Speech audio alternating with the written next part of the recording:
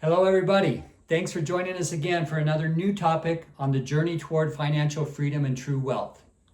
Today, we're going to talk about how we can give back to our family to be sure that they also benefit from our hard work of wealth building.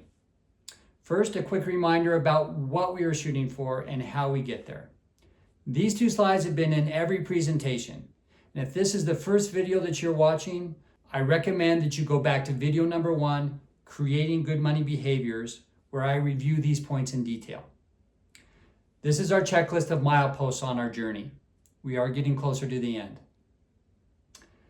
Today, I want to talk about paying things forward to the next generation.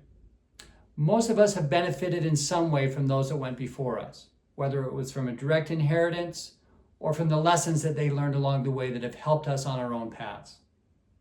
I believe that someone who is truly wealthy looks to lift others to similar positions. First and foremost, we want to give our own children and grandchildren that best opportunity to continue the success. Your hard work can become something that can bless your family for generations. Generational wealth is wealth that passes on from one generation to another. This may be actual assets, or maybe just as important, teaching the mindset and providing the education that was required for you to obtain true wealth yourself. It might mean just being a safety net to help your family members on their own journey. The important first step to helping others financially is to be sure that your own needs are met. I think a great metaphor is the airline safety instructions to first put on your own oxygen mask in case of emergency and then help those around you. As a financial example, many people are tempted to pay for their children's college education before saving for their own retirement, but then they find themselves without the means to support themselves as they age. Guess who that support would fall on? Yep, presumably your children. So you really aren't helping them out by not taking care of your own financial needs. Secure your own finances first and then look to help those around you. This includes all the things that we've talked about up to this point in the lecture series, including having an emergency fund to avoid going into debt from life's crises, earning more than you spend, being adequately insured, and investing wisely for your own future. The next step is to start thinking about your children's future. The best path for their ultimate success is good education. This not only includes saving for a formal college education, but also ensuring that you are educating them at home about personal finances and teaching them good habits from an early age. Help them understand long-term investing and the powers of delayed gratification and compounding interest. Help them to develop marketable skills such as effective communication, the value of work, and the importance of curiosity.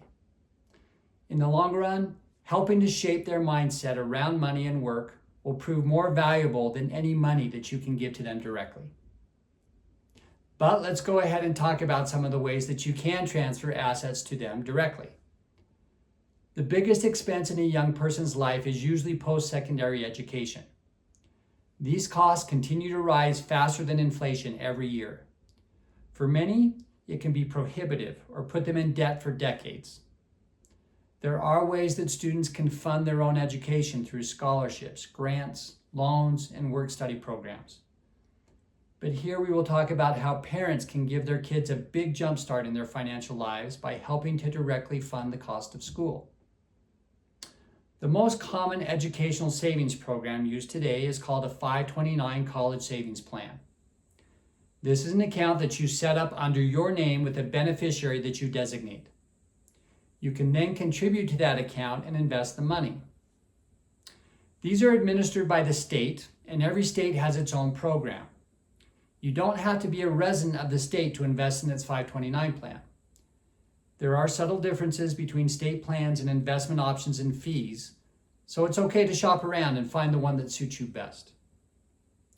One advantage of using your own state plan, though, is that often the contributions are deductible from your state income tax. So that's a consideration when making your choice. 529s allow anyone to contribute to that account on behalf of the beneficiary, and there are no age or income restrictions. There's no maximum yearly contribution on the account, but if a single individual contributes more than $18,000 per year, there will be gift taxes owed. Just a minute on gift taxes. The government ultimately hopes to tax the transfer of wealth from one person to another at the very high rate of up to 40% by way of something called a gift tax. The good news is that there is a pretty big exclusion on this tax of $13.61 million for a person's lifetime.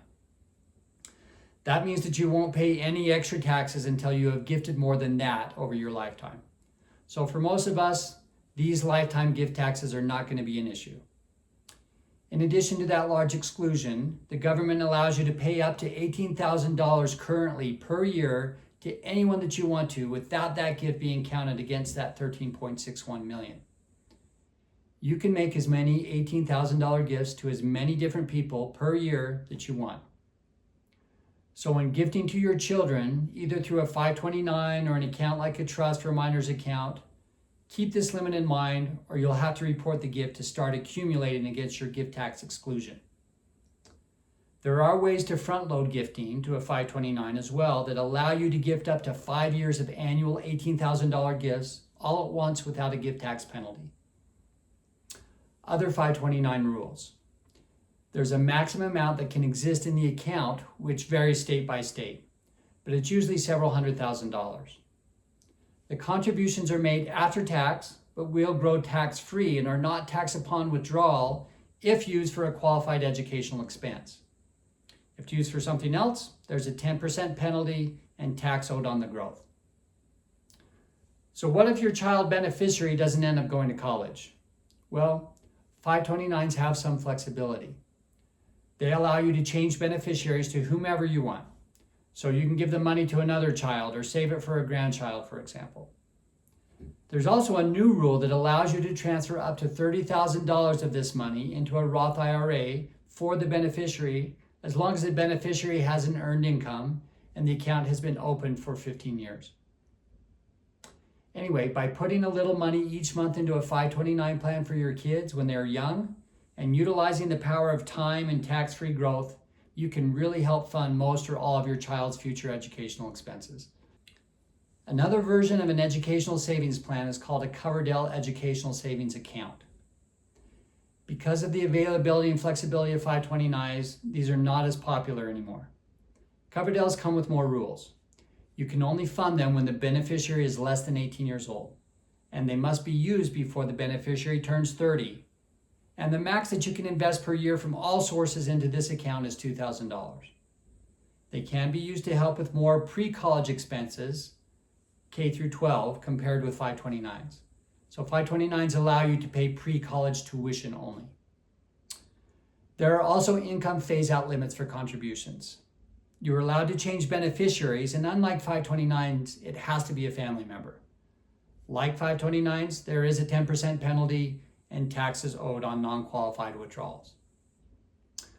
Some savings options for your children that aren't directly tied to education include the Uniform Gift to Minors Act and the Uniform Transfer to Minors Act, more popularly known as UGMA or UGMA and UTMA or UTMA accounts.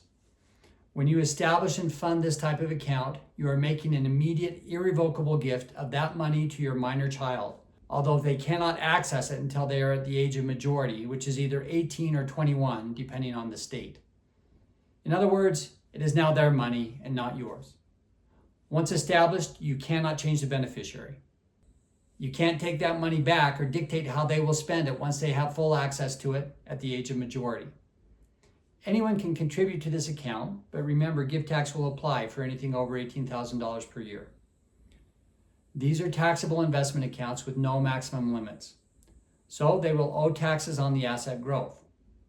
The taxes will be partly at their rate and partly at your rate. For more information on this, Google Kitty Tax for the rules.